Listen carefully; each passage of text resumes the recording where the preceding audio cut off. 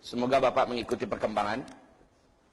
Di majalah Asy-Syarqil Awsat, majalah Timur Tengah, Pak, diberitakan bahwa di Asfahan hari ini telah standby 70.000 lelaki dengan jubah khusus agama Yahudi.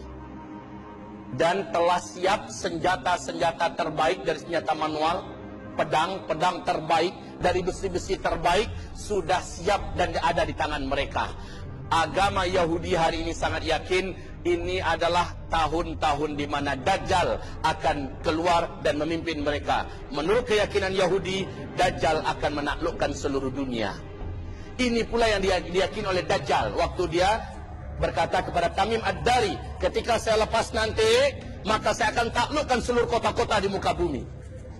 Tapi kekuasaannya tidak lama, Pak. Kenapa? Dajjal terakhir dia akan mengepung Al-Mahdi. Al-Mahdi tidak berkutik.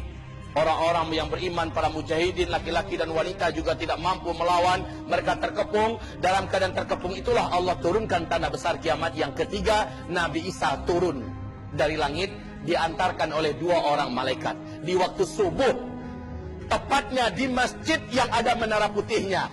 Al-Hafiz Ibnu Katsir, para ulama Ahlus Sunnah mengatakan turunnya Nabi Isa itu yang ada menara putihnya di Damaskus. Masjid ini adalah Masjid Jami' Amawi, dan masjid itu ada sekarang. Kaum muslimin yang kami muliakan, jadi kemunculan Dajjal nanti di mana? Asfahan, Iran. Selanjutnya kaum muslimin yang kami muliakan, siapakah calon-calon pengikut Dajjal ini? Allah telah menyiapkan calon-calon itu sebelum Dajjalnya muncul. Dan saya merasa takjub luar biasa. Kenapa? Seperti sedang terjadi skenario yang maha sempurna dari langit.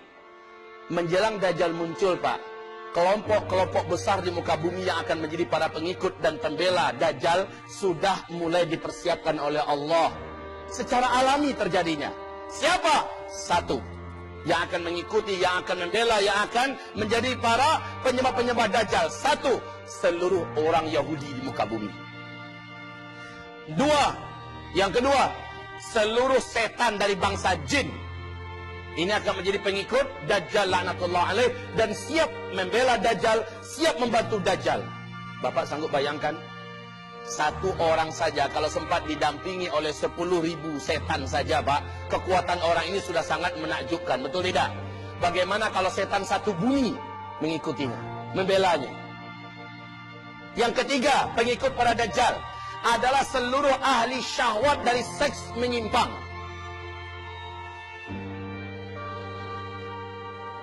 Para kaum LGBT. Dan itu sekarang di berbagai negara sudah mulai dilegal formalkan, betul tidak? Dilindungi oleh undang-undang, Masya Allah. Kayak dipersiapkan oleh Allah Subhanahu wa ta'ala suasana menjelang Dajjal keluar. Kemudian yang keempat, umat Nabi Muhammad yang pencinta syahwat. Pencinta syahwat. Suka berzina kesana kemari, suka dugem kesana kemari, suka melakukan maksiat ini, meninggalkan sholat, menelantarkan puasa dan segala macamnya. Maka para ahli maksiat ini, pemakan-pemakan riba, dan tidak mau ditegur, tidak mau dinasehati, mereka ini nanti ketika Dajjal keluar akan menjadi pengikut Dajjal. Ma'adzanallah. Yang kelima, pengikut Dajjal, kaum wanita. Kaum wanita. Makanya pesan Nabi siang tadi setelah kami sampaikan, pesan Nabi Muhammad, jika kamu dengar Dajjal sudah sampai ke kota kamu, pastikan istri kamu, pastikan anak-anak gadis kamu, saudari-saudari perempuan kamu, siapapun yang wanita dari muslimah, ambil mereka, tangkap mereka, masukkan ke dalam rumah. Ikatlah tangan-tangan mereka, ikatlah kaki-kaki mereka. Kenapa? Para wanita di akhir zaman, iman mereka rapuh serapuh-rapuhnya. Apalagi kondisi lapar yang sudah bertahun-tahun, haus yang sudah sangat menyiksa.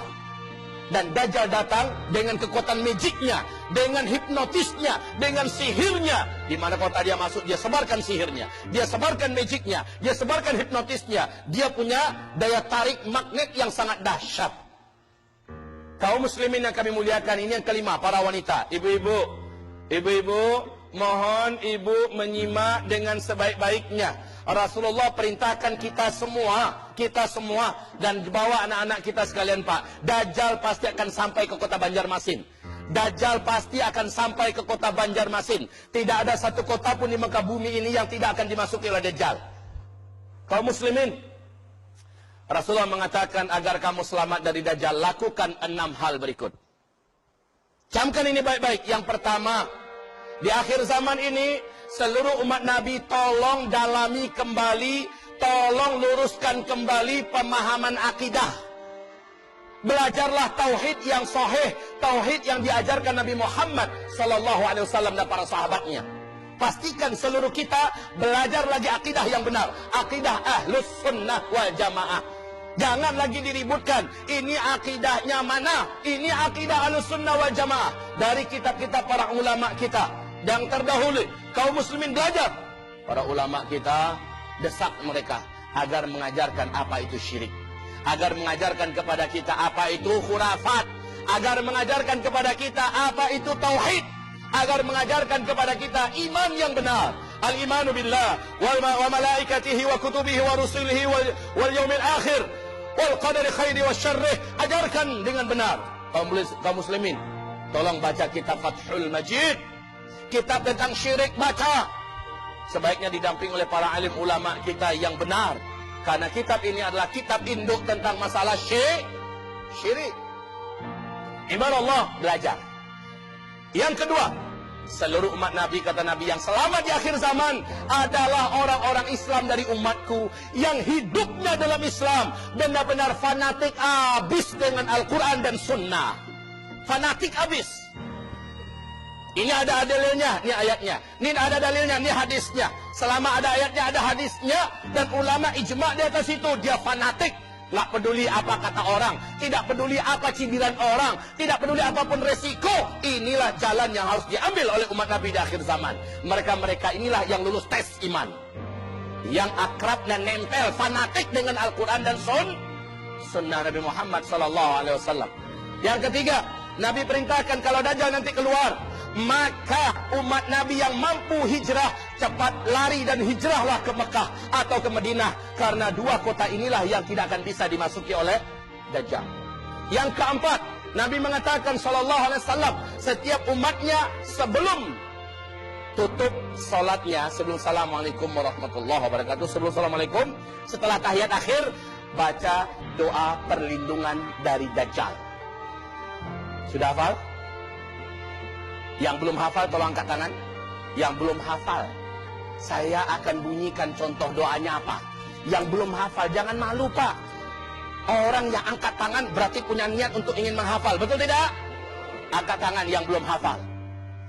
Oh, ternyata cukup banyak. Jangan malu, Pak, karena bukan Bapak sendiri yang banyak nggak hafal, ya. Banyak yang belum hafal dari umat Nabi Muhammad. Apa itu doanya? Sama-sama ikuti saya. Allahumma inni a'udzubika min azabil qabri wa min azabin nar wa min fitnatil mahya wal mamat wa min fitnati al-masihid dajjal. Allahumma inni a'udzubika min azabil qabri wa min azabin nar wa min fitnatil mahya wal mamat wa min fitnatil masihid dajjal.